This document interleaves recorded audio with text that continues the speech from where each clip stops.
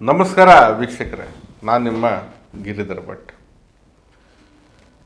ನೋಡಿ, ಸಹಜವಾಗಿ ಈ ಯಾರು ಸ್ವಲ್ಪ ಇಲ್ಲದೆ ಇರತಕ್ಕಂಥ ಈ ಸಿಟಿಯಿಂದ ಹೊರಗಡೆ ಬಂದರೆ ನೀವು ಈ ಪಕ್ಷಿಯನ್ನು ನೋಡ್ತಾ ಇರ್ತೀರ. ಈ ಪಕ್ಷಿಯನ್ನು ಕಂಡ್ರೆ ಬಹಳ ವಿಶೇಷವಾದಂಥ ಅದ್ಭುತವಾದಂಥ ಫಲಿತಾಂಶ ಸಿಗುತ್ತೆ, ಬಹಳ ಅದೃಷ್ಟವನ್ನು ತರುತ್ತೆ. ಈ ಕೆಲವೊಂದು ನಿಯಮವನ್ನು ಮಾಡೋದ್ರಿಂದ ನಿಮ್ಮ ಜೀವನದಲ್ಲಿ ಅದೃಷ್ಟ, ಶುಭ ವಿಚಾರ, ಶುಭ ಪರಿವರ್ತನೆಗಳೇ ಗೋಚರ ಆಗುತ್ತೆ. ಹಾಗಾಗಿ ಇದು ವಿಶೇಷವಾಗಿರ್ತಕ್ಕಂಥ ಒಂದು ವಿಷಯ ನಾನು ನಿಮಗೆ ತಿಳಿಸ್ತಾ ಇದ್ದೀನಿ. ನೋಡಿ, ಸಾಮಾನ್ಯವಾಗಿ ನೀವು ನೋಡಿರ್ತೀರ, ಕೆಂಬೂತ ಎಂಬುದಾಗಿ ಹೇಳ್ತೇವೆ. ಕೆಲವೊಂದು ಕಡೆ ಇದನ್ನು ಉಪಶಕುನದ ಪಕ್ಷಿ ಎಂಬುದಾಗಿಯೂ ಕೂಡ ಹೇಳ್ತಾರೆ.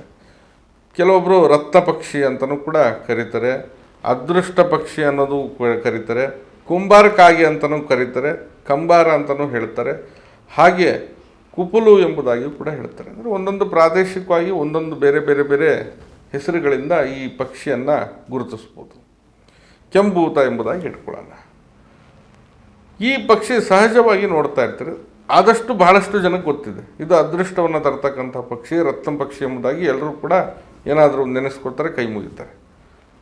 ಯುಗಾದಿಯಲ್ಲಂದ್ರೂ ನೋಡಿದ್ರೆ ಬಹಳ ಶುಭ ಎಂಬುದಾಗಿ ಹೇಳ್ತೀವಿ. ಮತ್ತು ಕೆಲವೊಬ್ಬರು ಯುಗಾದಿ ದಿನ ಹುಡ್ಕೊಂಡೋಗಿ ಇದನ್ನು ನೋಡ್ಕೊಂಡು ಬರ್ತಾರೆ. ಅಂದರೆ ಮೊದಲನೇ ದಿನ ವರ್ಷದಲ್ಲಿ ಏನೋ ಒಂದು ಬದಲಾವಣೆ, ಅದೃಷ್ಟ ಬರುತ್ತೆ ಈ ವರ್ಷ ಎಂಬುದಾಗಿ ಕೆಲವೊಬ್ಬರಲ್ಲಿ ನಂಬಿಕೆ ಕೂಡ ಇರುತ್ತೆ. ಹಾಗಾಗಿ ಅದನ್ನು ಮಾಡ್ತಾರೆ.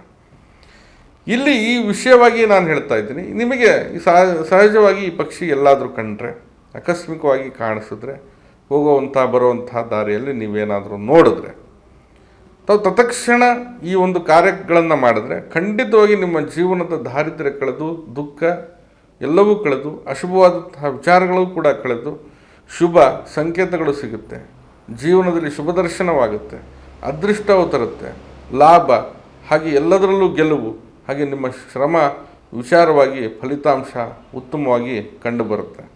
ಹಾಗಾಗಿ ಈ ಪಕ್ಷಿ ಬಹಳ ಉಪಯುಕ್ತ, ಅದೃಷ್ಟ, ಹಾಗೆ ಪರಿವರ್ತನೆಯಿಂದ ಕೂಡಿದೆ ಎಂಬುದಾಗಿ ತಿಳಿಸ್ಬೋದಾಗಿದೆ. ಆದಿ ಮಹಾಭಾರತ ಕಾಲದಿಂದಲೂ ಇದನ್ನು ಅದೃಷ್ಟ ಪಕ್ಷಿ ಎಂಬುದಾಗಿಯೇ ಕೂಡ ನಂಬಿ ಜೀವನವನ್ನು ಮಾಡ್ತಾ ಇದ್ದಾರೆ.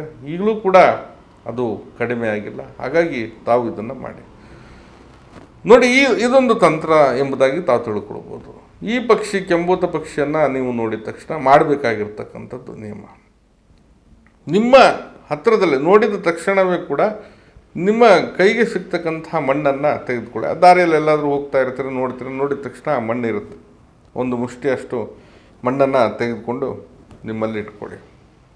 ಸ್ವಲ್ಪ ಮುಂದೆನೇ ನಿಮಗೆ ಗಿಡದ ಎಲೆಗಳು ಸಿಗುತ್ತೆ, ಯಾವುದಾದ್ರೂ ಗಿಡದ ಎಲೆ ಸಿಗಲಿ, ಅದನ್ನು ಕೂಡ ಒಂದಷ್ಟು ಹರಿದು ನಿಮ್ಮ ಹತ್ರ ಇಟ್ಕೊಳ್ಳಿ.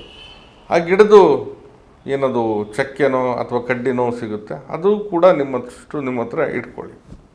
ಇವಿಷ್ಟು ಮೂರನ್ನು ನೀವು ಭದ್ರವಾಗಿ ಒಂದು ಬಟ್ಟೆಯಲ್ಲೋ ಕವರಲ್ಲಿ ಹಾಕಿ ಇಟ್ಕೊಂಡಿರಿ. ಅಮಾವಾಸ್ಯೆ ದಿನ ತಾವು ಈ ಒಂದು ಮೂರನ್ನು ಬಳಸ್ಕೊಂಡು ಈ ಒಂದು ನಿಯಮವನ್ನು ಮಾಡಿ, ತಿಲಕವನ್ನು ರೆಡಿ ಮಾಡಿ. ನೀವೇ ನೋಡಿ, ಈ ಮಣ್ಣನ್ನು ತೆಗೆದುಕೊಂಡು ಮೊದಲು ಅದನ್ನು ಸೋಸ್ಕೊಂಡು ನುಣುಪಾಗಿರ್ತಕ್ಕಂಥ ಮಣ್ಣು, ಅಂದರೆ ನುಣುಪಾಗಿ ಏನು ಹದವಾಗಿರ್ತದೆ ಆ ಮಣ್ಣನ್ನು ಇಟ್ಕೊಂಡು, ಈ ಕಲ್ಲು ಏನಾದ್ರು ಇದ್ದರೆ ಅದನ್ನು ತೆಗೆದು ಹಾಕ್ಬಿಡಿ. ನುಣುಪಾಗಿರ್ತಕ್ಕಂಥ ಮಣ್ಣನ್ನು ತಾವು ತೆಗೆದುಕೊಳ್ಳಿ, ಬೇರ್ಪಡಿಸ್ಕೊಳ್ಳಿ. ಅದನ್ನು ಕಲ್ಲು ಏನಾದರೂ ಇದ್ದರೆ ಅದನ್ನು ಬೇರೆ ಕಡೆ ಹಾಕಿ. ಮತ್ತು ನೀವು ತೆಗೆದುಕೊಂಡಿರ್ತಾರಲ್ಲ ಕಡ್ಡಿ, ಹಾಗೆ ಎಲೆಯನ್ನು ತಾವು ದಹನ ಮಾಡಿ, ಸುಟ್ಟು ಹಾಕಿ ಅದರ ಒಂದು ಅವಶೇಷ, ಅಂದರೆ ಅದೇನು ಕಪ್ಪಾಗುತ್ತೆ, ಬೂದಿ ಆಗುತ್ತೆ, ಅದರ ಅವಶೇಷದ ಜೊತೆಗೆ ಗೋರಂಜನವನ್ನು ಮಿಶ್ರಣ ಮಾಡಿ, ಸ್ವಲ್ಪ ಅರಿಶಿನವನ್ನು ಹಾಕಿ, ಕುಂಕುಮವನ್ನು ಹಾಕಿ, ಗಂಧವನ್ನು ಸೇರಿಸಿ, ಗೋರಂಜನ, ಅರಿಶಿನ, ಕುಂಕುಮ, ಗಂಧವನ್ನು ಸೇರಿಸಿ ಆ ಮಣ್ಣಿನ ಜೊತೆಗೆ, ಹಾಗೆ ಆ ಏನು ಅವಶೇಷ ಸುಟ್ಟಾಗಿರ್ತಕ್ಕಂಥ ಕಡ್ಡಿಯ ಎಲೆಗಳ ಅವಶೇಷವನ್ನು ಸೇರಿಸಿ, ಗೋರಂಜ, ಅರಿಶಿನ, ಕುಂಕುಮ, ಗಂಧವನ್ನು ಸೇರಿಸಿ ತಾವೆಲ್ಲವನ್ನು ಸರಿಯಾದ ಪ್ರಮಾಣದಲ್ಲಿ ಮಿಶ್ರಣ ಮಾಡಿಕೊಂಡು ತಾವು ತಿಲಕವನ್ನಾಗಿ ಮಾಡಿಟ್ಕೊಂಡು ಪ್ರತಿದಿನ ಹಣೆಗೆ ಹಚ್ಕೊಂಡು ನೋಡಿ, ನಿಮ್ಮಲ್ಲಿ ಅದ್ಭುತವಾದಂತಹ ಬದಲಾವಣೆ ಕಾಣಿಸುತ್ತೆ. ಯಾವುದೇ ಒಂದು ವಿಷಯವಾಗಿ ಅನಾರೋಗ್ಯ ಆಗಿರ್ಬೋದು, ದಾರಿದ್ರ್ಯ ಆಗಿರ್ಬೋದು, ಕಳಪೆ ಆಗಿರ್ಬೋದು, ದುಡ್ಡು ಕಾಸಿನಲ್ಲಿ ಏನೂ ಏಳಿಗೆ ಆಗ್ತಾ ಇಲ್ಲದೆ ಇರ್ಬೋದು, ಏನು ಮಾಡಿದ್ರು ಏನೂ ಪ್ರಯೋಜನ ಇಲ್ಲ, ಅಥವಾ ತೊಂದರೆಗಳೇ ಜಾಸ್ತಿ ಆಗ್ತಾಯಿದೆ, ಶುಭ ವಿಚಾರಗಳೇ ಬರ್ತಾ ಇಲ್ಲ ಎಂಬುದಾಗಿ ನಿಮ್ಮ ಮನಸ್ಥಿತಿ ಅದಕ್ಕೆ ಒಪ್ಕೊಂಡ್ಬಿಟ್ಟಿರುತ್ತೆ. ಅವೆಲ್ಲವ ಕಳೆದು ಸ್ವಚ್ಛ ಮಾಡಿ ನಿಮ್ಮ ಜೀವನದಲ್ಲಿ ಒಂದು ಅಮೃತಗಳಿಗೆ, ಶುಭಗಳಿಗೆ, ಶುಭ ಫಲಿತಾಂಶ, ಶುಭ ಸೂಚನೆಗಳನ್ನು ತರುತ್ತೆ. ಹಾಗೆ ನಿಮಗೆ ಅದೃಷ್ಟವನ್ನು ಕೊಡುತ್ತೆ. ಹಾಗೆ ನೀವು ನಡೆಯುವಂಥ ಹಾದಿ ಕೂಡ ರತ್ನದ ಹಾದಿಯಾಗುತ್ತೆ. ಒಳ್ಳೆಯ ಶುಭ ಫಲಿತಾಂಶ ಈ ಹಕ್ಕಿ ಅಥವಾ ಈ ಪಕ್ಷಿಯಿಂದ ಸಿಗುತ್ತೆ. ಇದನ್ನು ಕಂಡ್ರೇ ಅದೃಷ್ಟ. ಕಂಡು ತಾವು ಈ ನಿಯಮವನ್ನು ಮಾಡೋದ್ರಿಂದ ಮತ್ತೆ ಬಹಳ ಅದೃಷ್ಟ ಎಂಬುದಾಗಿ ನಾನು ಈ ದಿನ ನಿಮಗೆ ತಿಳಿಸ್ತಾ ಇದ್ದೀನಿ. ನಾನು ನಿಮ್ಮ ಗಿರಿಧರ್ ಭಟ್.